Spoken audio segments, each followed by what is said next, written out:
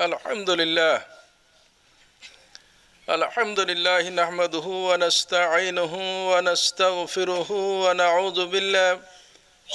ونعوذ بالله من شرور أنفسنا ومن سيئات أعمالنا من يهده الله فلا مضل له ومن يضلل فلا هادي له ونشهد أن لا إله إلا الله وحده لا شريك له ونشهد أن سيدنا حبيبنا وإمامنا وأسوتنا محمدا عبده ورسوله الذي أرسله بالحق بشيرا ونذيرا وداعيا إلى الله بإذنه وسراجا منيرا فقد قال الله سبحانه وتعالى في كلامه المجيد وفرقان الحميد أعوذ بالله من الشيطان الرجيم بسم الله الرحمن الرحيم يا أيها الذين آمنوا اتقوا الله حق تقاته ولا تموتن إلا وأنتم مسلمون وقال تعالى إذن في موضع آخر بسم الله الرحمن الرحيم يا أيها الناس اتقوا ربكم الذي خلقكم من نفس واحدة وخلق منها زوجها وبث منهما رجالا كثيرا ونساء واتقوا الله الذي تساءلون به والأرحام إن الله كان عليكم رقيبا وقال تعالى أيضا بسم الله الرحمن الرحيم يا أيها الذين آمنوا اتقوا الله وقولوا قولا سديدا يصلح لكم أعمالكم ويغفر لكم ذنوبكم ومن يطع الله ورسوله فقد فاز فوزا عظيما أما بعد. All praise due to Allah subhanahu wa ta'ala who has given us tawfiq to attend the Jummah. Durud and salam upon the beloved Prophet Muhammad Rasulullah sallallahu alayhi wasallam and his family's companion. Respected brothers and sisters, today is very important day. Today is historical day because Donald Trump had his oath as a president of United States of America. Hours ago, he had his oath as a new president of USA. As a citizen of United States of America, we hope and pray that our new president will contribute to establish justice and equality in America and all over the world. We pray to Allah subhanahu wa ta'ala, may Allah guide him to do good thing, right thing in this country, in our nation, and all over the world. May Allah protect him, save him from all kind of evil things. সম্মানিত ভাই বোনেরা, আজকের এই দিনটি একটি ঐতিহাসিক দিন, গুরুত্বপূর্ণ দিন।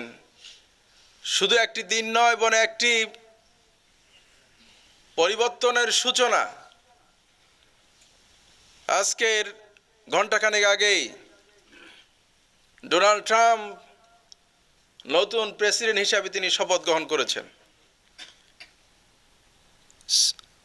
একজন সিটিজেন হিসাবে, এদেশের একজন নাগরিক হিসাবে আমরা এই আশাবাদ ব্যক্ত করছি এবং এই দোয়া করছি আল্লাহ সুবহানাহু ওয়া তাআলা তাকে যেন ধর্ম বর্ণ নির্বিশেষে, জাতি গোষ্ঠী নির্বিশেষে নতুন প্রেসিডেন্ট হিসাবে সকলের মাঝে জাস্টিস এবং সমতা রক্ষা করার তিনি যেন করেন। পাশাপাশি গোটা ওয়ার্ল্ডে যাতে করে শান্তি এবং জাস্টিস প্রতিষ্ঠায় তিনি যেন ভূমিকা পালন করতে পারেন, আমরা সেই দোয়া করছি।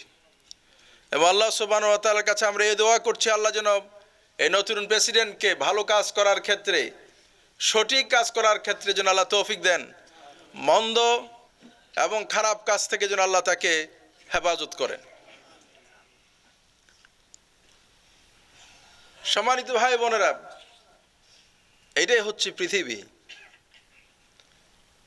আমি আসার আগেই জুমার প্রস্তুতি নেওয়ার পর আমি প্রেসিডেন্টের ভাষণ শুনছিলাম।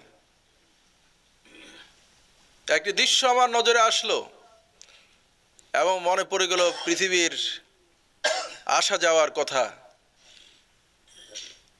একজন প্রেসিডেন্ট শপথ গ্রহণ করলেন। শপথ গ্রহণ করার পরপরই বিদায়ী প্রেসিডেন্টের জন্য একটি সামরিক হেলিকপ্টার রেডি। নতুন প্রেসিডেন্ট সস্ত্রীক, মানে ওনার ওয়াইফকে সাথে নিয়ে তিনি গিয়ে হেলিকপ্টারে বিদায়ী প্রেসিডেন্টকে উঠিয়ে দিয়ে আসলেন এবং হেলিকপ্টারে চড়ে তিনি সম্ভবত শিকাগোয় চলে যাচ্ছেন, যদিও আমার কাছে এইটাই রিপোর্ট হতে পারে। একজন নতুন প্রেসিডেন্ট গ্রহণ করলেন। যে হোয়াইট হাউস আমরা দেখতে পাচ্ছি, এই হোয়াইট হাউসে এই পর্যন্ত যিনি আজকে নতুন প্রেসিডেন্ট, তার আগে আরও 44 জন প্রেসিডেন্ট অতিবাহিত করেছেন। একজন আসছেন, আরেকজন চলে যাচ্ছেন, কেউ বা বেঁচে আছেন, কেউ বা মরে গেছেন, কিন্তু হোয়াইট হাউস তার আগের জায়গায় অবস্থানে দাঁড়িয়ে আছে। এই পৃথিবীর আকাশ এবং বাতাস, এই পৃথিবীর সভ্যতা সবগুলো আগের মতোই আছে, কিন্তু যারা এই পৃথিবীতে তার সভ্যতা বিনির্মাণ করেছে তারা আজকের পৃথিবীতে নাই। যে বিল্ডিংয়ে আমি আপনি বসবাস করছি, আমার আগেও ওই বিল্ডিংয়ে অনেকগুলো মানুষ বসবাস করেছিল, কিন্তু আজকে তার পৃথিবীতে আর বেঁচে নেই। This is the world, brothers and sisters. Men may come and men may go. Today we are here. We enjoy all the Allah's blessing. But tomorrow, maybe, might be, we are not here. Someone come else. Someone will come this place. Someone take this place. This is the dunya. My question is, what is our achievement? What is our legacy we achieve in this dunya? Then we'll go, we'll return to Allah subhanahu wa ta'ala. Then our legacy in this dunya, in the qabr, inshallah, we will get more benefit from our legacy.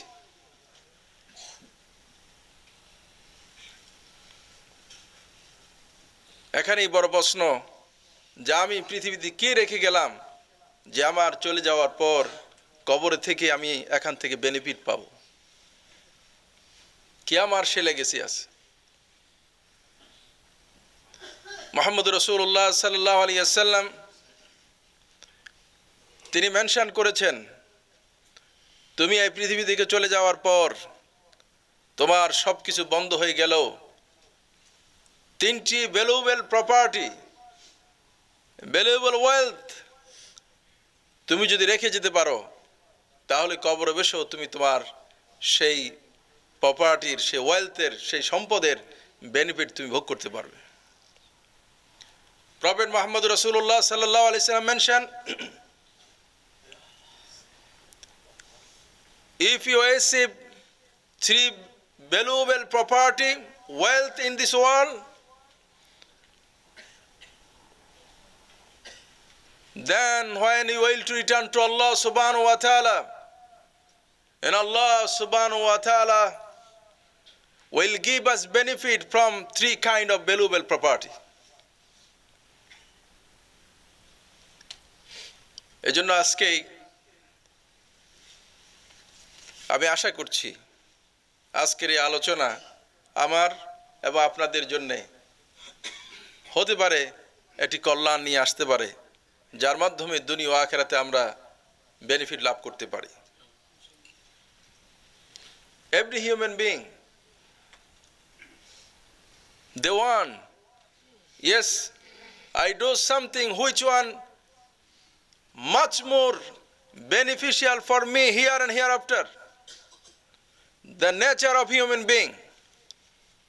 মানুষের সচরাচর তার অভ্যাস অনুযায়ী এটাই মানুষ চায়, আমি এমন একটি কাজ করে যেতে চাই যে কাজটি আমার জন্য দুনিয়া ও আখিরাতের কল্যাণ বয়ে আনবে। এটাই মানুষ চায়।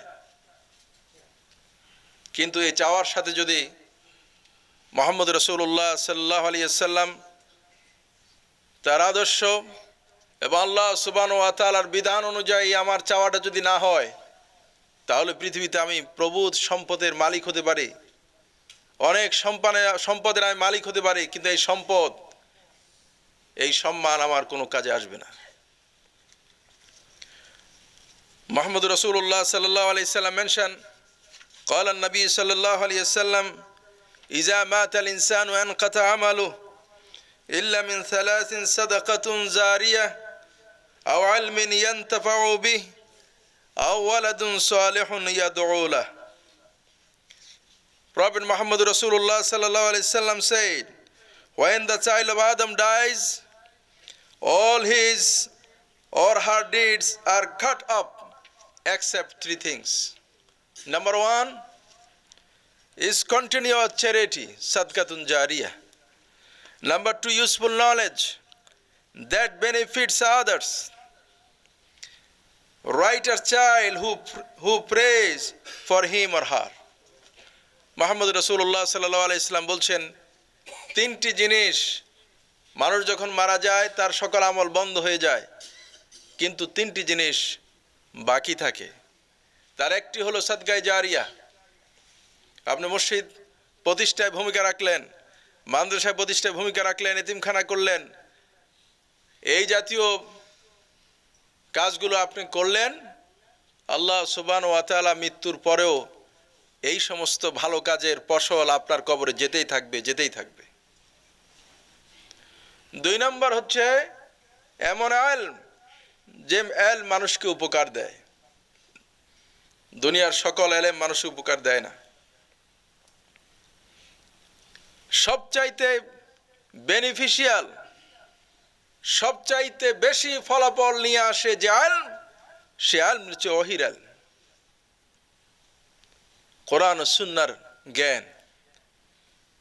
এটা নিজে শিখা, অন্যদের শেখানোর ব্যবস্থা করা। যেখানে কোরআন ও শিক্ষার প্রশিক্ষণ দেওয়া হয়, সেই প্রতিষ্ঠানের সাথে, সে সংগঠনের সাথে, সে সংস্থার সাথে সম্পর্ক রাখা, কাজ করা। আমি কোরআনের জ্ঞানী হতে পারলাম না, কিন্তু আমার কথা দিয়ে, সম্পদ দিয়ে, শক্তি দিয়ে, বুদ্ধি দিয়ে কোরআনের মেসেজ পৌঁছানোর জন্য আমার প্রচেষ্টা যারা চালায় তাদের সাথে আমি সম্পর্ক রাখবো, তাদেরকে সহযোগিতা করব, তাদেরকে হেল্প করব। তাহলে অন্তত আল্লাহ সুবহানাহু ওয়া তাআলা এই সাদকায়ে জারিয়ার কাছ থেকে ফলাফল লাভের একটি সুযোগ আমাদের হয়ে যাবে। সুতরাং যেখানে ভালো কাজ সেখানে আমরা। মুসলমানদের যদি কোনো সংজ্ঞা ডেফিনিশন করতে হয়, তাহলে বলতে হবে তারা হচ্ছে পিপল অফ গড। এই জন্যে কোরআন ও হাদিসের ইলমের ক্ষেত্রে মুসলমান যত পিছিয়ে, এটা কাঙ্ক্ষিত নয়। আল্লাহ যেন আমাদের সকলকে কোরআন ও হাদিসের ইলম অর্জন করার তৌফিক দেন।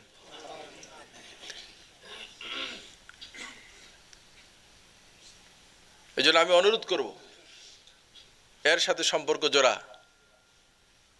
মাদ্রাসা তৈরি হচ্ছে, হেফজুল কোরআন হচ্ছে।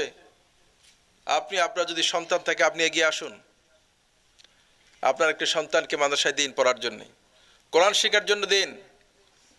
যদি সন্তান না থাকে, আপনি নিজে আরেকজনকে বলুন যে আপনার দুটি সন্তানের ভিতরে বা যারাই আছে একজন আছে, তাকে আপনি হাফেজ বানান, আপনি মাদ্রাসায় দিন। বাংলাদেশে আর এশিয়ান কান্ট্রিগুলোতে আমরা মনে করি মাদ্রাসায় পড়লে অর্থকরীর ক্ষেত্রে হয়তো অসুবিধা তৈরি হবে, কিন্তু আমেরিকায় কেউ মাদ্রাসায় পড়লে তার কি অর্থকরী অন্যদের চাইতে কম হবে? এটার সম্ভাবনা নাই। এই জন্যে আমি অনুরোধ করব, আমাদের বাইতুল মাল মসজিদে হেফজুল কোরআন মাদ্রাসা চলছে আলহামদুলিল্লাহ। ইতিমধ্যে 10-এর কাছাকাছি আই থিঙ্ক স্টুডেন্ট কোরআন হেফজ করে তারা করেছেন। অনেকেই হেফজ শেষ করেছেন, এখন তারা শোনাচ্ছেন। আমি অনুরোধ করব আপনাদেরকে, আপনারা এগিয়ে আসুন। যাদের সন্তানাদি আছে, আপনারা আপনাদের সন্তানকে কোরআনের কাছে দিয়ে আপনারা চেষ্টা চালান। বেনিফিটটা কি হবে?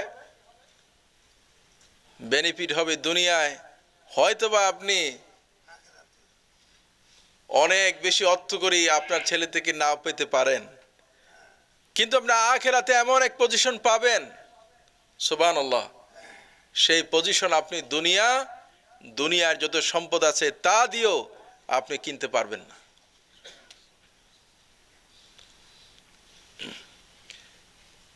3 নম্বর রাসূল বলছেন ভালো সন্তান।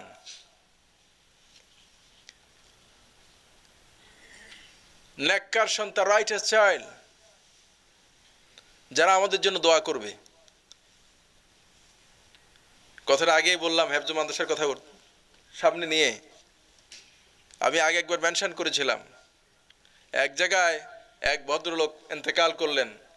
তার ছেলে, তিনি তার বাপকে মৃত্যুর পর গোসল দেওয়ার আগে তিনি সব কিছু নিয়ে আসতেন আব্বাকে শেভ করে দেওয়ার জন্য। যে অনেকদিন অসুস্থ ছিলেন, দাড়ি মুছ সব উঠে দেখতে কেমন দেখাচ্ছে, এখন শেভ করে দিতে হবে নাকি।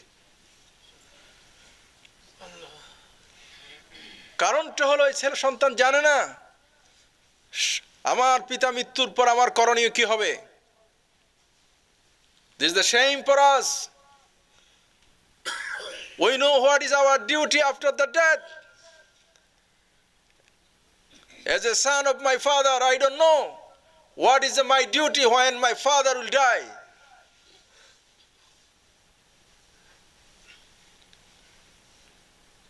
This is time for us to rectify ourselves. এটা আমাদের সময় নিজেদেরকে পরিশুদ্ধ করার, নতুন করে ভাবার। আমার সন্তান যেন এমন হয়, আমি মারা যাওয়ার পরে যেন আমার জন্য দোয়া করে, রব্বি রহমহুমা কামা রাব্বায়ানি সগীরা। সুবহানাল্লাহ। Brothers and sisters, what is the benefit? In the day of judgment, as a father, mu'min, but he did lots of mistake in this world. Allah subhanahu wa ta'ala threw him in Jahannam, and his son is a Quran Hafiz, as a righteous child. Allah subhanahu wa ta'ala chose him for Jannah,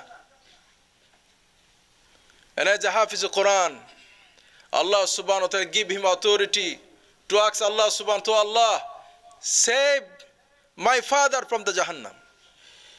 Allah accept his dua. And not only for that, your son as a Hafiz of Quran, as a righteous child, he is the top class in Jannah. And as a father, you and I in the last class of Jannah. Then Allah subhanahu wa ta'ala elevate us. Subhanallah.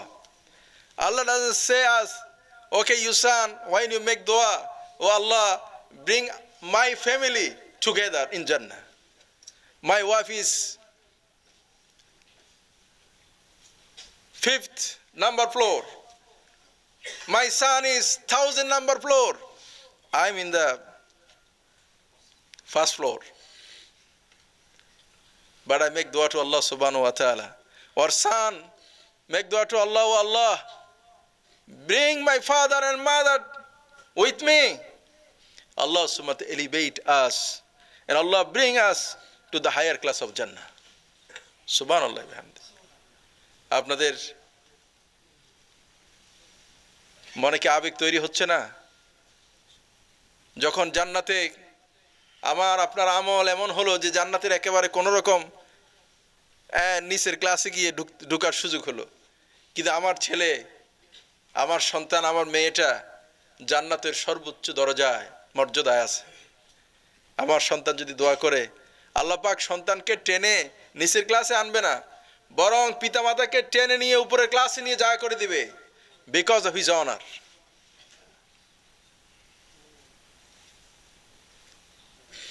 এই জন্য আমি আপনাদের সকলকে অনুরোধ করব, আমি কথা বাড়াতে চাই না আজকে, এই কথাটি বলবো যে আমরা যদি এই কাজটি করতে পারি যে ইয়েস, আমি আমার সন্তানকে এমন কোরআনের শিক্ষা, হাদিসের শিক্ষা শিক্ষিত করব, এরই মাধ্যমে আমি আখিরাতে নাজাত পাবো, আমি আল্লাহর সন্তুষ্টি পাবো, এই আশায় যদি করি, বিশ্বাস করুন রিজিক আল্লাহ পাক আপনার জন্য আমার জন্য যা বরাদ্দ রেখেছেন তার একটি সরিষার দানা পরিমাণ কম রিজিকও আমার ভাগ্যে আসবে না। আল্লাহ সবটুকুন দিয়েই, আমার মুখে সবটুকুন তুলে দিয়েই আল্লাহ পাক আমাকে কবর যাওয়ার ব্যবস্থা করবেন। আর যদি আমি দুনিয়া অনেক বড় হওয়ার জন্য লাভঝাপ দিতেই থাকি, হালাল হারাম সবগুলোকে মিক্স করে, কি রাত দিন কি দিন, কোথায় নামাজ, কোথায় আমার ইমান, কোথায় আমার সত্যতা, কোথায় আমার দিনদারি, এভরিথিং আমি ছেড়ে দিয়ে দৌড়াতে থাকলাম অর্থের পিছনে, এই অর্থ আমাকে জান্নাত তো দূরের কথা, জাহান্নামের কোথায় জায়গা হবে তে আল্লাহই ভালো জানেন। সেজন্য আমাদের আজকে সিদ্ধান্ত নেওয়ার প্রয়োজন যে আমি আখিরাতের কবরের শান্তি এবং প্রশান্তির জন্যে আমাকে সিদ্ধান্ত নেওয়া দরকার। যে কথাটি বললাম, যদি আমার আপনার ছেলেটি ভালো হয় তাহলে আল্লাহ পাক জাহান্নাম থেকে মুক্তির ব্যবস্থা করবেন ছেলের সুপারিশের কারণে। আবার জাহান্নামের লোয়েস্ট ক্লাসে থাকলে আল্লাহ পাক আমাকে হাইয়েস্ট ক্লাসে যাওয়ার ব্যবস্থা করে দেবেন। আর অন্যদিকে যদি আমার দায়িত্ব পালনে আমি যদি কাঙ্ক্ষিত ভূমিকা পালন না করি, তার বিপরীত ব্যবস্থা আল্লাহ পাক রেখে দিয়েছেন। Brothers and sisters, you do not fulfill your duty to your children, your spouse, then Allah subhanahu wa ta'ala will ask in the day of judgment, will punish us. Allah subhanahu wa ta'ala mentioned in the Holy Quran, وَقَالَ الَّذِينَ كَفَرُوا رَبَّنَا أَرِنَا الَّذِينَ أَضَلَّانَا مِنَ الْجِنِّ وَالْإِنسِ نَجْعَلْهُمَا تَحْتَ أَقْدَامِنَا لِيَكُونَ مِنَ الْأَسْفَلِينَ. Allah subhanahu wa ta'ala says that this believer will say, our Lord, show us those among jinn and man who misguided us, that we may crush them under our feet, so that they become the lowest. Allah subhanahu wa ta'ala বলছেন যে কিয়ামতের ময়দানে ওয়াকাল আল্লাযীনা কাফারু, কাফেরদের মধ্য থেকে তারা বলবে, রব্বানা, হে আমাদের রব, যে জিন ইনসানদের মাঝ থেকে যেই সমস্ত লোকগুলো আমাদেরকে মিসগাইড করেছিল, আমাদের সত্যের পথ দেখায়নি, আমাদেরকে কোরআনের পথে নিয়ে যায়নি, কল্যাণের পথে নিয়ে যায়নি, এই সমস্ত লোকদেরকে আমাদের সামনে নিয়ে আসেন। এজ এ পিতা হিসেবে যদি আমি সেই দায়িত্ব পালন না করি, আমি সেই কাতারে পড়ব। এজ এ সমাজপতি হিসাবে, দায়িত্বশীল হিসাবে আমি যদি সেই দায়িত্ব পালন না করি, আমি সে কাতারে পড়ে যাব। ছেলে বলবে, হে আল্লাহ, আমার পিতা তো আমাকে নামাজের কথা বলেনি। এভরিডে স্কুলে যাওয়ার জন্য আমরা আমাদের সন্তানদেরকে সকাল থেকেই ঘুম থেকে উঠাতে থাকি, তৈরি করতে থাকি, বাবা উঠো, তোমার ব্যাগ রেডি করো, লাঞ্চ নাও, ব্রাশ করো, কাপড় চোপড় পরো, এভরিডে বলতেই থাকি আমরা।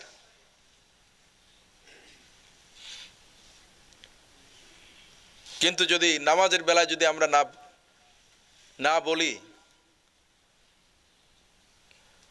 তাদেরকে যদি সত্য কথা বলার ব্যাপারে না বলি, কোরআন ও হাদিসের কথা না বলি,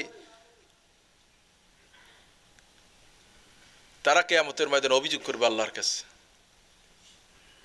যে আল্লাহ, আমি তো জানতাম না, my father, he did not guide me to the right way. Then what happen? বলবো যে আল্লাহ এদেরকে নিয়ে আসেন, আমরা তাদেরকে আমাদের পা দিয়ে মারিয়ে আমরা তাদেরকে এই অবস্থা করবেন যাতে করে তারা সবচেয়ে নিচে অবস্থান করে, তাদের অবস্থানটা যেন অত্যন্ত লোয়েস্ট হয়, এবং আল্লাহ সুবহানাহু ওয়া তাআলা উভয়কে তখন জাহান্নামে নিক্ষেপ করে দেবেন। সেজন্য আমাদের সকলকে সতর্ক হওয়া প্রয়োজন, এবং as a believer, as a মুমিন, আমাদের প্রত্যেককে আমাদের দায়িত্ব পালনে সতর্ক হওয়া দরকার। এজন্য আমি সকলকে অনুরোধ করব, অ্যাজ এ ফাদার,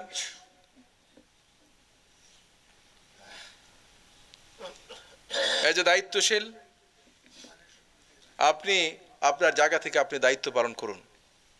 আমরা আমাদের পরিবার পরিজন নিয়ে দিনের আলোচনা করতে পারি, কোরআন হাদিসের আলোচনা করতে পারি, সকালে পারেন, রাতে পারেন, এই কাজগুলো শুরু করা দরকার। Brothers and sisters, this is our time to realize ourselves. I request all of you, please pay attention to yourself and to your family, because Allah subhanahu wa ta'ala command us, oh who believe, save yourself and save your family from Jahannam. To guide them, to advise them, to teach them which one is right, which one is good, which one is way of Allah, which one is way of Prophet Muhammad Rasulullah sallallahu alaihi wasallam, which is Quran, which is Sunnah, which is haq, which is batil, which is halal, which is haram. This is our duty to teach our family, our children, our spouse. যদি আমরা এই কাজ করতে পারি, আশা করা যায় আল্লাহ সুবহানাহু ওয়া তাআলা তিনি আমাদেরকে আখিরাতে নাজাতের ব্যবস্থা করে দেবেন। আমি আশাবাদ ব্যক্ত করছি আল্লাহ সুবহানাহু ওয়া তাআলা এই নতুন একটি অধ্যায়ের সূচনা হলো আজকের নতুন প্রেসিডেন্ট শপথ গ্রহণ করার মধ্য দিয়ে। আল্লাহ সুবহানাহু ওয়া তাআলা যেন আমাদেরকে এখন থেকে নিয়ে মৃত্যু পর্যন্ত ভালোর সাথে থাকার তৌফিক দেন, ভালো কাজ করার জন্য আল্লাহ তৌফিক দেন। আল্লাহ যেন আমাদের সকলকে পিপল অফ গড যারা, তাদের সাথে আল্লাহ যেন আমাদেরকে একত্রিত করে দেন। আমরা যদি কোরআনের সাথে, হাদিসের সাথে, জাস্টিসের সাথে অলওয়েজ আমরা আমাদের সম্পর্ক রাখতে পারি, আল্লাহ সুবহানাহু ওয়া তাআলার কাছে তৌফিক কামনা করছি। ওয়া মা তৌফিক ইল্লা বিল্লাহ।